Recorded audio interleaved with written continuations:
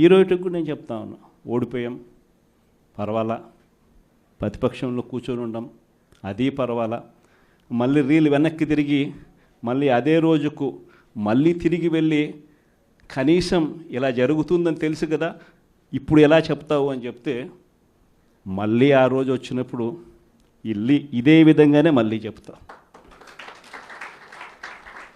ఎందుకనంటే రాజకీయాలలో విలువలు విశ్వసనీయత అన్న పదానికి అర్థం అది. ఎన్నికలు ఎప్పుడొచ్చినా కూడా అదే విలువలు అదే విశ్వసనీయత అన్న ఒకే ఒక పదం మీద మళ్ళీ వైఎస్ఆర్సీపీ మళ్ళీ అఖండ మెజారిటీతో మళ్ళీ గవర్నమెంట్. కానీ ఈసారి ఫామ్ చేసినప్పుడు మాత్రం ప్రజలకు చంద్రబాబు నాయుడు నైజం పూర్తిగా అర్థమైపోతుంది కాబట్టి మనల్ని మళ్ళీ 30 ఏళ్ళు అక్కడే కూర్చోబెట్టే విధంగా కూడా ప్రజలు ఖచ్చితంగా అడుగులు వేస్తారన్న నమ్మకం నాకుంది. ఎందుకంటే ఈరోజు ఒకవైపున ఇచ్చిన హామీలన్నీ కూడా పక్కకి వెళ్ళిపోవడం అన్నది ఒక ఆస్పెక్ట్ అయితే, రెండో ఆస్పెక్ట్ ఏమిటి అని అంటే ప్రతి వ్యవస్థ నిర్వీర్యమైపోయింది. కేవలం చంద్రబాబు నాయుడు గారి ప్రభుత్వం రాక మునుపు మన ప్రభుత్వం ఉన్నది. మళ్ళీ మన ప్రభుత్వంలో ఎలా ప్రతిదీ కూడా ఎలా పగడ్బందీగా ఎలా జరిగింది, చంద్రబాబు నాయుడు ఎందుకు చేయలేకపోతున్నాడు, ఈ చర్చ ప్రతి ఇంట్లోనూ కూడా జరుగుతూ ఉంది. ప్రతి పథకము కూడా ట్రాన్స్పరెంట్గా పారదర్శకంగా ప్రతి ఇంటికి చేర్చే పరిస్థితి నుంచి ఈరోజు అన్ని కొలాప్స్. కేవలం 9 నెలలు. ఒకవైపున వ్యవస్థలన్నీ కొలాప్స్, మరోవైపున ఏది చూసినా స్కామే. ఏ గ్రామంలో చూసినా బెల్ట్ షాపులు. ఎమ్మెల్యే దగ్గరుండి ఆక్షన్ పాడిస్తూ ఉన్నాడు. 2 లక్షల 3 లక్షల నీ ఇష్టం. ఆ 2 లక్షలు కట్టడానికి పోలీసులు సపోర్ట్ చేస్తారు, దగ్గరుండి మద్యం అమ్మేట్టుగా. ఎంఆర్పి రేటుకు వాళ్ళు కొనుక్కుంటారు, ఎంఆర్పి రేటు ప్లస్ వీళ్ళ ప్రాఫిట్ వేసుకొని వాళ్ళు అమ్ముతారు. ఏ గ్రామంలో చూసినా కూడా ఏ బంకులో కూడా ఈరోజు మద్యమే కనిపిస్తూ ఉంది. మొట్టమొదటిసారిగా గవర్నమెంట్ నడుపుతా ఉన్న మద్యం షాపులను తీసేసి ప్రైవేట్ వాళ్ళని తీసుకొచ్చేసినారు. ఇసుక ఎక్కడ పడితే అక్కడ డబల్ ద రేటుకి అమ్ముతూ ఉన్నారు. ప్రతి నియోజకవర్గంలోని పేకాట క్లబ్బులు ఎక్కడ పడితే అక్కడ కనిపిస్తూ ఉన్నాయి. ప్రతి నియోజకవర్గంలో ఏ పని జరగాలన్నా కూడా, ఫ్యాక్టరీ నడపాలన్నా, ఆ నియోజకవర్గంలో మైన్ ఒకవేళ చేస్తూ ఉంటే చేసుకోవాలన్నా, ఏదైనా కూడా నాకింత నీకింత అని ఎమ్మెల్యే దగ్గర నుంచి మొదలైతే చంద్రబాబు నాయుడు దాకా పంచుకోవడాలి. ఇవన్నీ కూడా ఏ స్థాయిలో జరుగుతూ ఉన్నాయనంటే నిజంగా ఈరోజు వైఎస్ఆర్సీపీ పార్టీ కానీ వైఎస్ఆర్సీపీ ఎమ్మెల్యేలు కానీ ఈరోజు నిజంగా చాలా మంచోళ్ళ కింద కనిపిస్తూ ఉన్నారు ప్రజలకు. ఆ స్థాయిలో కేవలం 9 నెలల కాలంలోనే ఇంత దారుణంగా పడిపోయినాయి. ఇవన్నీ కూడా ఎందుకు నేను చెప్తా ఉన్నాను అని అంటే, ఈరోజు కష్టాలు అనేటివి వస్తాయి. ప్రతిపక్షంలో ఉన్నప్పుడు, రాజకీయాలలో మరీ ముఖ్యంగా ఉన్నప్పుడు ప్రతి ఒక్కరూ కూడా ఒక్కటే గుర్తుపెట్టుకోవాలి, కష్టం రానిదే సుఖం రాదు. ప్రతి మనిషి జీవితంలో కూడా కష్టాలు సుఖాలు అనేది పార్ట్ అండ్ పార్సల్. ప్రతిపక్షంలో ఉన్నప్పుడు మన కష్టాలు కనిపిస్తాయి, కానీ ఆ ప్రతిపక్షంలో ఉన్నప్పుడు ఆ కష్టాలలో వచ్చినప్పుడు మనం ఆ కష్టాలను ఎలా ఎదుర్కొంటాం అన్నది మనల్ని లీడర్లు చేస్తాయి.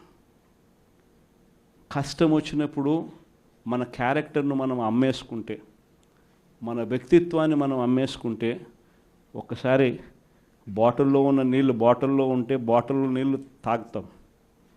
బాటిల్లో ఉన్న నీళ్ళు ఒక్కసారి ఇలా పడేసినామనంటే భూమిలోకి పడిపోతాయి, మళ్ళీ ఏరుకోలేం. క్యారెక్టర్ కూడా అలాంటిదే. ఒక్కసారి విడిచిపెట్టేసినాము అని అంటే మళ్ళీ దాన్ని ఏరుకోలేం. ప్రజల్లో చులకనవుతాం, ప్రజల్లో పలచనవుతాం. ఇది ప్రతి ఒక్కరూ కూడా గుర్తుపెట్టుకోండి. కష్టాలు అన్నటివి ఎల్లకాలం ఉండవు. ఎవరికి ఏ కష్టం వచ్చినా కూడా నా కథ గుర్తు తెచ్చుకోండి. 16 నెలలు నన్ను జైల్లో పెట్టినారు. నా మీద కేసులు వేసింది కూడా మళ్ళీ ఎవరో కాదు, అటు కాంగ్రెస్ ఇటు తెలుగుదేశమే. నా పిటిషన్లో ఎవరు పిటిషనర్స్ అంటే అటు కాంగ్రెస్ ఎమ్మెల్యేలు ఇటు తెలుగుదేశం పార్టీకి సంబంధించిన నాయకులు. కేవలం రాజకీయంగా ఎదుగుతున్నాను అని ఒకే ఒక కారణంతో దొంగ కేసులు బనాయించారు. 16 నెలలు జైల్లో పెట్టినారు. కానీ ఏమైంది? బయటికి రాలా? ముఖ్యమంత్రి కాలా?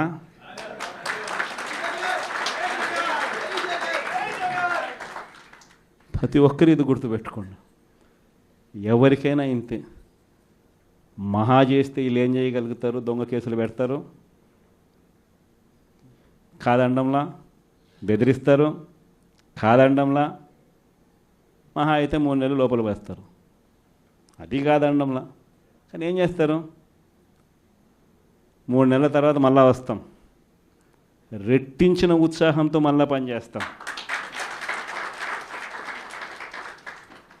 ఎవరెవరైతే మిమ్మల్ని జైల్లో పెట్టే కార్యక్రమం ఎవరెవరైతే చేస్తారో, మంచి చేసిన వాళ్ళని గుర్తుపెట్టుకోండి, చెడు చేసిన వారిని గుర్తుపెట్టుకోండి. ఇద్దరిని గుర్తుపెట్టుకోమని చెప్తాను. ఊరికే చూస్తూ ఊరుకోం. వైఎస్ఆర్ కాంగ్రెస్ పార్టీ బ్రతుకుతుంది. వైఎస్ఆర్ కాంగ్రెస్ పార్టీ ఈ రాష్ట్రాన్ని ఏలుతుంది అని కూడా ఈ సందర్భంగా చెప్తాను. మరో 30 సంవత్సరాలు ఏళ్తామని కూడా ఈ సందర్భంగా కూడా మరి గట్టిగా కూడా చెప్తాను. కాబట్టి ఎవ్వరూ కూడా వైఎస్ఆర్ కాంగ్రెస్ పార్టీకి సంబంధించిన ఏ కార్యకర్త వెంటికి కూడా పీకలేడు అని చెప్పి కూడా ఈ సందర్భంగా చెప్తాను. ఇది ప్రతి ఒక్కరూ గుర్తుపెట్టుకోండి. ఒక్కటే గుర్తుపెట్టుకోండి, ఈసారి జగనన్న 2.0 కొంచెం వేరుగా కూడా ఉంటుంది. ఈసారి జగనన్న 2.0 కార్యకర్త కోసం ఎలా పనిచేస్తుందో కూడా చూపిస్తుంది. ఇది మాత్రం నేను ఖచ్చితంగా చెప్తా ఉన్నా. ఎందుకనంటే జగనన్న 1.0లో బహుశా కార్యకర్తలకి నేను అంత గొప్పగా బహుశా చేయలేకపోయి ఉండొచ్చేమో. ప్రతి పథకము ప్రతి విషయంలోనూ కూడా మొట్టమొదటిగా ప్రజలే గుర్తుకొచ్చారు. ప్రజలకు మంచి చేయడం కోసమే నా టైం కేటాయించా, నా తాపత్రయపడ్డా, ప్రతి విషయంలోనూ దానికోసమే అడుగులు వేశా. కానీ జగనన్న 2.0కి వచ్చేసరికి మాత్రం చంద్రబాబు నాయుడు కార్యకర్తలకు పెడతా ఉన్న ఇబ్బందులు చూసా, కార్యకర్తలు పడతా ఉన్న అవస్థలు చూసా, కార్యకర్తలు పడతా ఉన్న బాధను గమనించా. వీళ్ళ కోసం గట్టిగా మీ జగనన్న ఉంటాడని సందర్భంగా గట్టిగా చెప్తాను.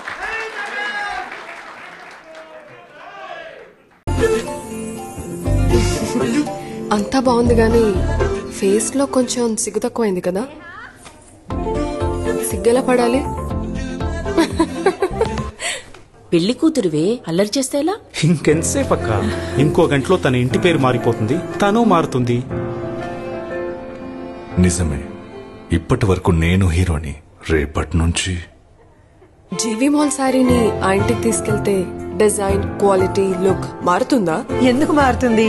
ఈ డిజైన్ లానే నేను కూడా మీ పెంపకంలో పెరిగాను. మీ మనస్సే నేను కదా. ఇంటి పేరు మారినంత మాత్రాన నేను ఎందుకు మారుతాను? మీరెప్పటికీ నా హీరోని.